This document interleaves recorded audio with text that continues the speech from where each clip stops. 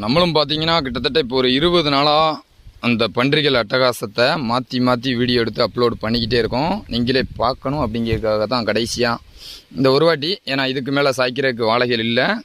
இன்னும் ஒரு 50 வாழைக்கு உள்ளே தான் இருக்குது. ஒரு 570 வாழையுமே கிட்ட நெருங்கிட்டு, அதாவது பார்த்தீங்கன்னா ஒரு 10 அடியிலிருந்து 12 அடி வாழை, அந்த ஹைட்டுக்கு வளர்ந்த வாழைகளை தான் எந்த அளவுக்கு சேதப்படுத்தியிருக்குன்னு நீங்கள் பாருங்கள்.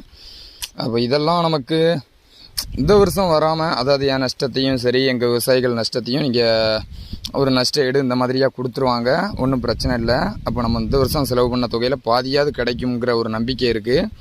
ஆனால் இந்த வருஷத்தோடு இது முடியுமா அப்படின்னா முடியாது. ஏன்னா வருஷமே இங்கே நமக்கு பன்றிகள் தொந்தரவு எல்லா விவசாயிகளையும் பாதிச்சுக்கிட்டு தான் இருக்குது. இது எல்லாருக்குமே தெரியும்.